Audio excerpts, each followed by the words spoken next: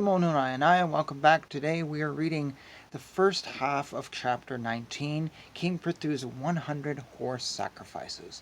And as I mentioned in the previous video, this is something that is Vedic.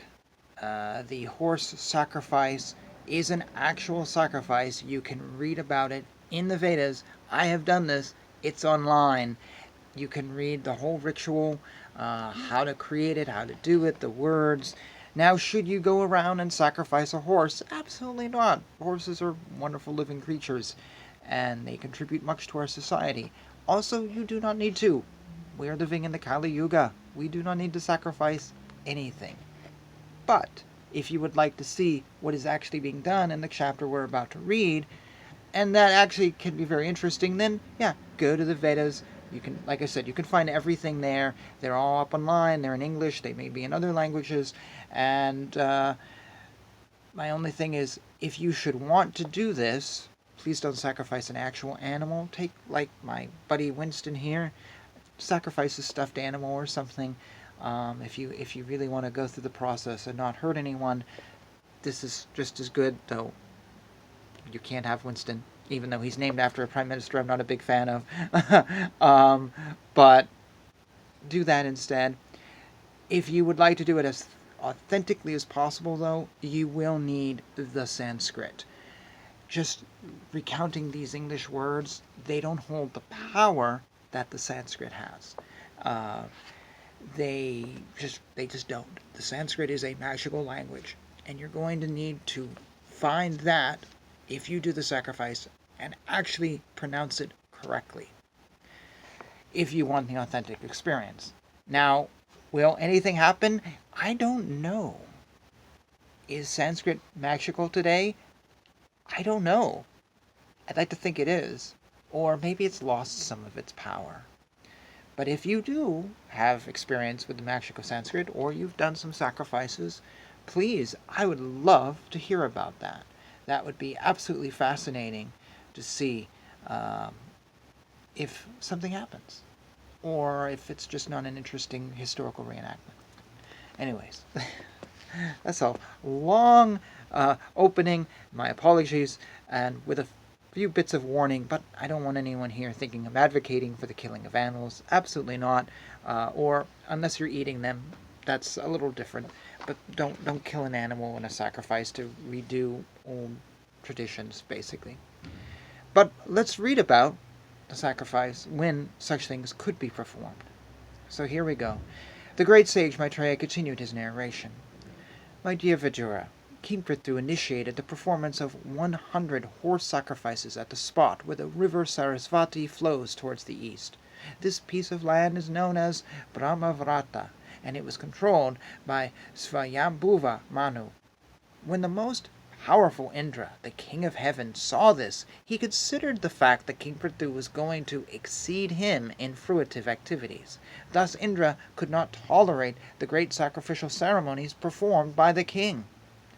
The Supreme Personality of Godhead, Lord Vishnu, is present in everyone's heart as the Super Soul, and he is the proprietor of all planets and the enjoyer of the results of all sacrifices. He was personally present at the sacrifices made by King Prthu. When Lord Vishnu appeared in the sacrificial arena, Lord Brahma, Lord Shiva, and all the chief predominating personalities of every planet, as well as their followers, came with him.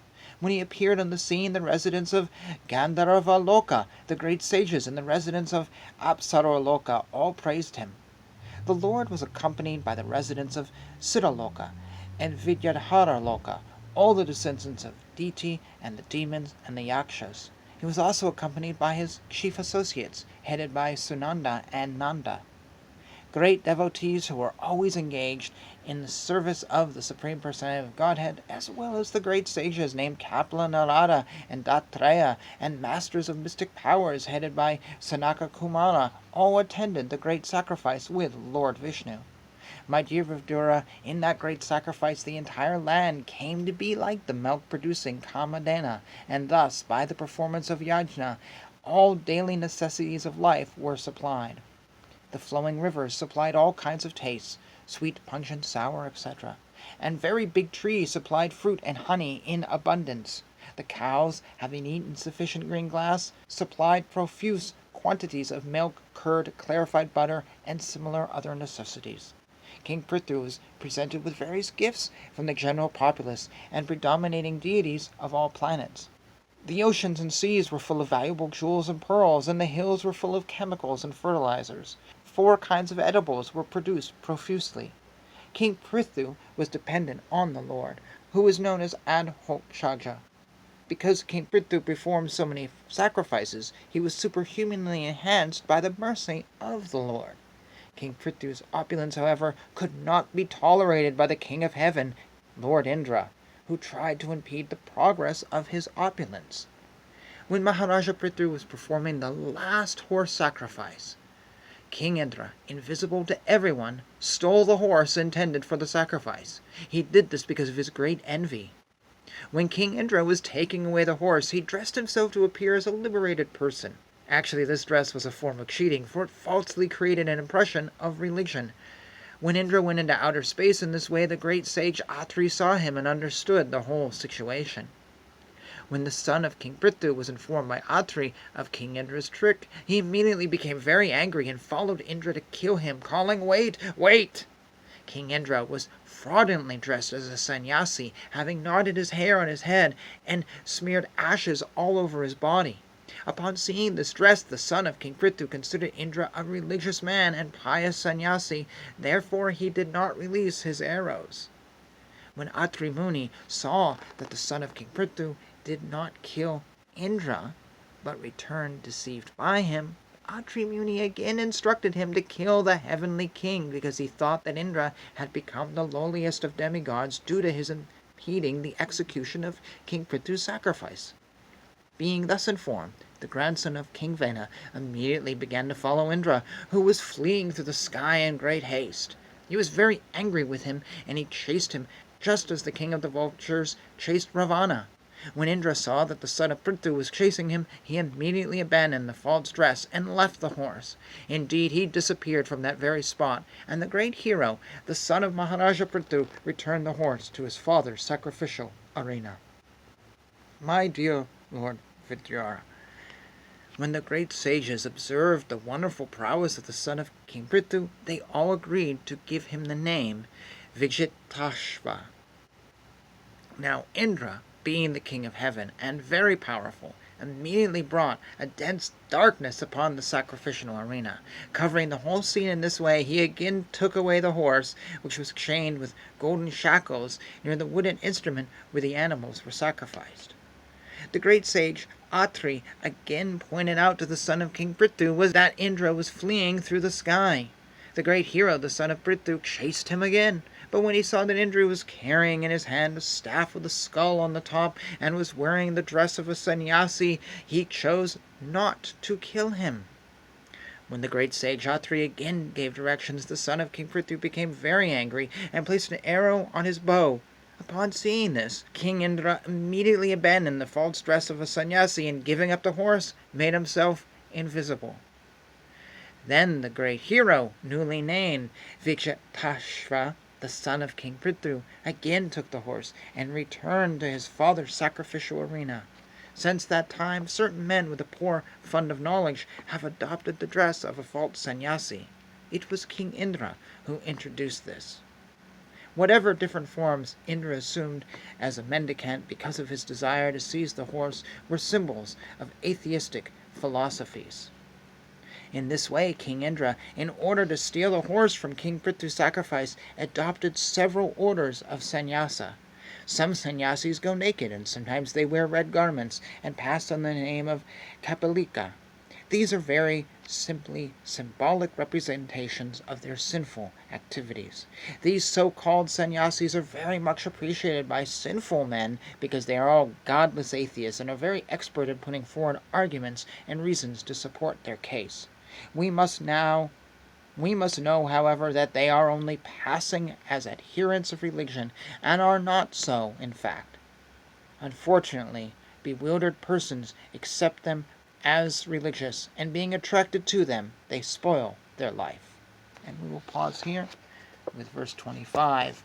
I thought that little ending that I just now read was very interesting, calling out fake gurus, fake teachers, fake sannyasis, people posing in the clothing, and basically saying clothing does not make a man, I guess, in a modern rendition. But how people can be fooled by that. Here, the grandson of the king saw the clothing and went, oh, I can't do this. I can't do this, even though obviously a horse is being stolen, but we can't do it. And yet someone else was like, no, this doesn't matter. That's very interesting. I think this may be the first time in the Srimad Bhagavatam we've seen a call against fake teachers and folks posing as teachers to escape with their wickedness and sinful activities. And it's interesting also that this is a god initiating, that this is Indra. This is huge. This is not just a person who is deluded. This is a god. Now, I was thinking about this the other day. We often think of God or a god or many gods as being perfect. They don't lie. They don't do this. They don't cheat. We talk about that in the Christian world. You hear, oh, God is this and this, and he's benign and loving and wonderful. No one ever say, oh, yes, Jehovah is an evil SOB. They don't do that. People may debate, well, sometimes he got kind of whatever, but we would never praise, oh, you miserable old fuck. It's kind of interesting, because I was thinking, well, if you're a god, then theoretically, you can do anything you want, right? You can be a nasty, horrible person, or you can be a loving person. Because if there is something on you that prevents you from ever lying, from ever doing bad things, from ever causing harm, doesn't that imply that there is something bigger than you? And if you're the all-powerful God, there is nothing bigger than you. So this idea that there's a God out there in the Christian view that is just perfect and wonderful, basically, logically, that implies there's something bigger than that God. Right? Because if you're a God, you can do anything you want. Right? Or there's something wrong with the philosophy. Or there's something wrong with the way the Christian God is painted. As I just implied, there is a debate in the Old Testament about what he might really be. And there are some people who actually say there are two different gods, one of the Old Testament and one of the New Testament, and the church has completely misinterpreted everything. Hinduism, though, we don't see God as pure and perfect and amazing and can never lie. There is no God like that. And there is no God that is purely evil, horrible, like a devil. Even Kali, who is vicious and bloody and murderous, has a loving side.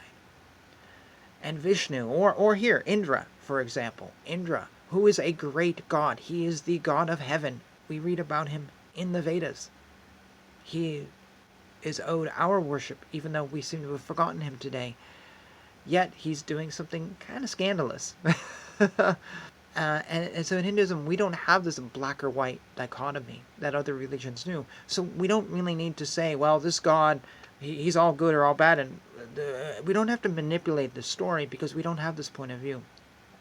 And basically, I've just implied, actually, I've kind of outright said that Christians have a story that's been manipulated. But that's for another time. And I've probably gotten myself in trouble. So this is probably a good time as ever to end this video. If you would like to discuss perceptions of Christianity and interpretations of Christianity, feel free to do so in the comments. And I would love to talk about that with you. I've studied a lot of Christianity and spent a little time in the church, and I've studied it in school formally. And yes. Anyways, that's for the comments.